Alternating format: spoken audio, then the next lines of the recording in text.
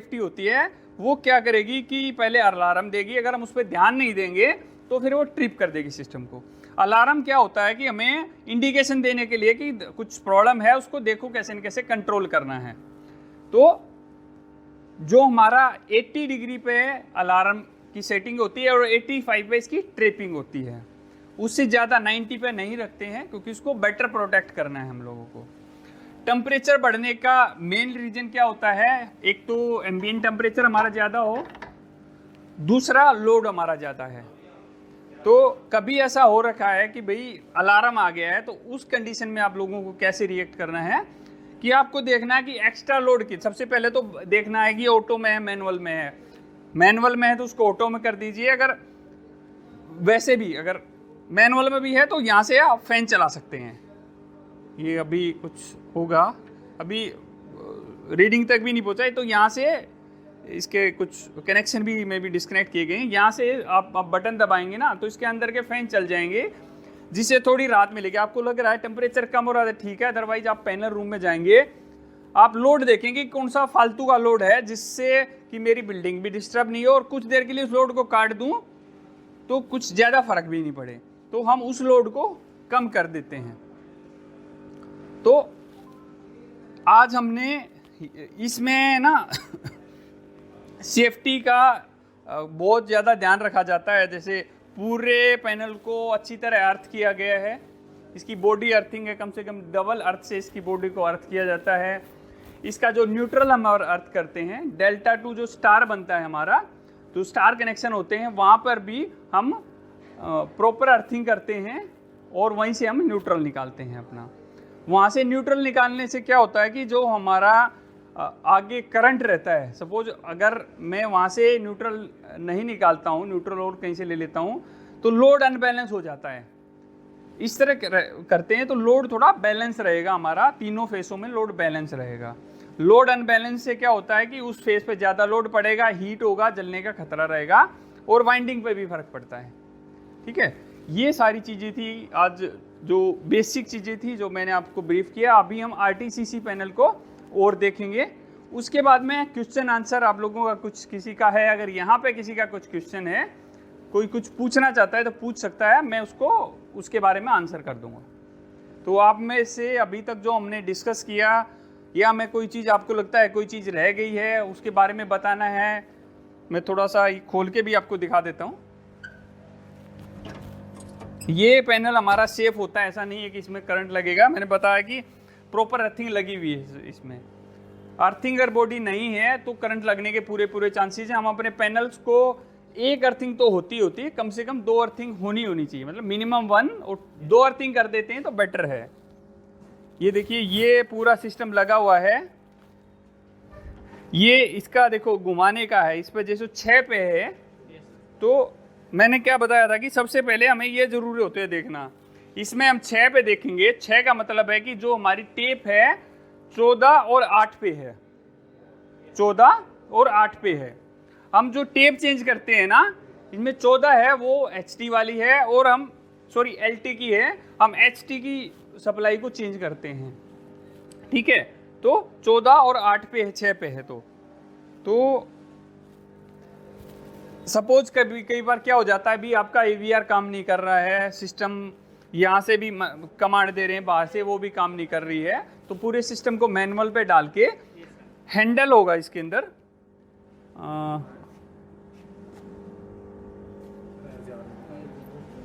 इसके अंदर ना एक हैंडल होता है, अभी कहीं रख दिया होगा, तो वो हैंडल ना यहाँ पे लगता है, इसके अंदर वो हैंडल लगेगा और इसको घुमाएंगे ना। अभी तो इसके अंदर मोटर लगी हुई है, जैसे हमारी ACB और VCB में मोटर लगी रहती है ना, तो उसी तरह की एक मोटर है, हाई स्पीड मोटर होती है जो स्पीड को चेंज करती है। तो जैसे ही हम इसमें हैंडल लगाएंगे और घुमाएंगे तो हम टेप चेंज कर पाएंगे इसकी। ठीक है, ये इसका इस तरह का ये हैंडल होता है इसका, और ये वैसे इसके अंदर ही रहना चाहिए। ठीक है, हाँ ठीक है, ये इसका हैंडल है, ये इसके अंदर ही रहता है, तो इससे हम चेंज कर सकते हैं। ठीक है, और ये पूरा कंट्रोलिंग है, फ्यूज वगैरह लगे हुए हैं, कॉन्टैक्टर हैं, जैसे कमांड मिलती है मोटर को ऑन करने के लिए, ऑफ करने के लिए, तो सब कुछ इसके अंदर लगा हुआ है। ये स्विच हैं अब अपने जो जैसे ये पुश वाला स्विच रहता है NONC वाला, जैसे इसमें हैंडल डालेंगे तो ये बटन अपनी आप ऊपर की तरफ हो जाएगा। इसमें इसको बंद रखते हैं और जो टेप देखने के लिए जो ये होल है इसका उपयोग हम करते हैं। इसको खोलना नहीं, ऐसा नहीं कि हर बार खोल के ही करना है। जो टेप चेंज करनी है ना ये यहीं से हो जाएगी।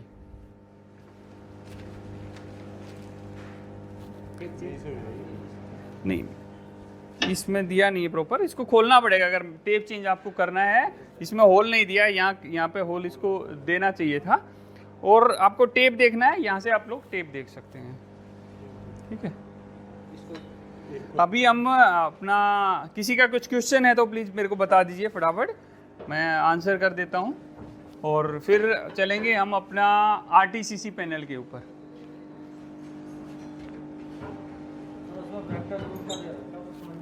क्या चीज़?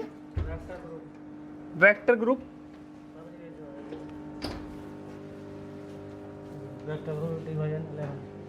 ओके, तो ये कनेक्शन वगैरह है ना कुछ, ये कनेक्शन है। ऐसा देखो डायग्राम में हम एक एक चीज़ को देखेंगे ना तो कोई कनेक्शन होंगे। मेरे को भी आइडिया नहीं है क्या कि वेक्टर ग्रुप क्या है, अगर आपने बोला मैं चेक कर लूँगा। हाँ हाँ, ओके। और ऐसे अगर हम नॉर्मल टेस्टिंग करते हैं कि आउटपुट मेरा कितना करंट आ रहा है तो उसका अलग डायग्राम होता है। कोई नहीं, तो वेक्टर ग्रुप में मेरे लिए नई चीज़ है, किसी ने अभी तक पूछा नहीं, मैंने भी ध्यान नहीं दिया है। तो मैं आप लोगों को जो नेक्स्ट हमारा ट्रेनिंग रहेगा अच्छी तरह इसके बारे में देख के आप लोगों को बताऊंगा। और किसी का कोई क्वेरी है? सर ऑन लोड टेप जो चेंजर है इसका सप्लाई हम किसी भी पैनल से और दूर से दे सकते हैं सर, या फिर इसका सप्लाई कैसे दें? नहीं, सप्लाई कैसे, इसको जो कमांड मिलेगी सिर्फ RTCC पैनल से मिलेगी। देखो इसके लिए डिजाइन ही वो किया गया, उसमें AVR लगा है, उसी हिसाब से कनेक्शन किए गए हैं। तो इसको जो कमांड मिलेगी ना वो सिर्फ RTCC पैनल से ही मिलेगी, किसी भी पैनल से हम नहीं दे सकते हैं। इसमें तो मोटर को कमांड आ रही है ना, वहां से जो आती है हमारी 220 वोल्टेज होगी या जितनी उसकी वोल्टेज होगी ना, वहां से यहाँ कमांड आएगी और उसी हिसाब से वो उसको घुमाएगा। जैसे प्रॉपर रिले लगी हुई है, उसमें कार्ड है प्रॉपर, मतलब वो दिमाग है, मेन दिमाग AVR है, वो आगे इसको संदेश भेजता है कि भाई एक बार घूमना है, 2 बार घूमना है, वो इसी हिसाब से कमांड देता है। और किसी का कोई क्वेश्चन? ठीक है, अभी हम चलेंगे अपना RTCC पे, ठीक है, होगी ना। ये हमारा है RTCC पैनल है, इसके ऊपर लिखा भी हुआ है RTCC।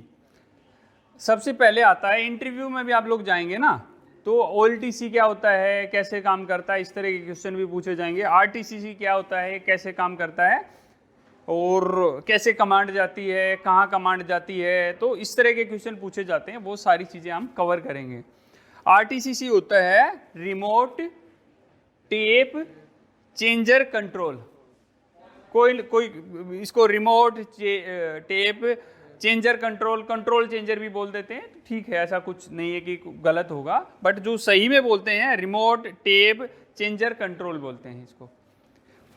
यहाँ इसके सारे इंडिकेशन लैंप हैं, जैसे इंडिकेशन लैंप में ये है टेप चेंज, अगर टेप चेंज हो रही है तो ये वाली लाइट जल जाएगी।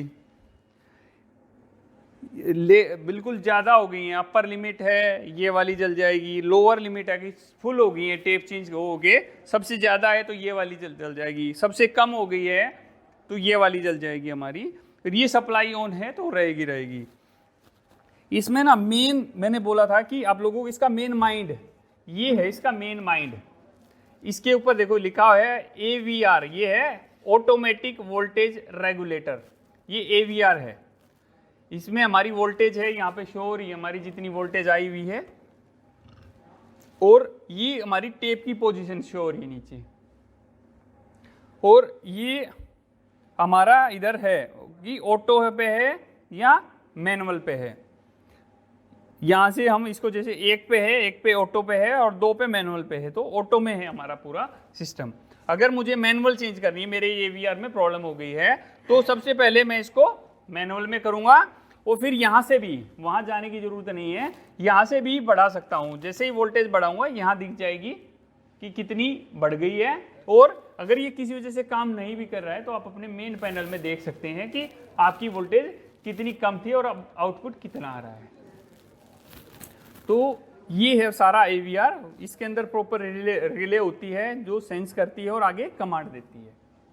ये सिर्फ दिमाग है और काम करता है वो, बॉडी का ये सिर्फ दिमाग है और बाकी बॉडी वो है जो घूमती है, मैकेनिकल सिस्टम है। इसके अंदर मैकेनिकल सिस्टम कुछ नहीं होता है।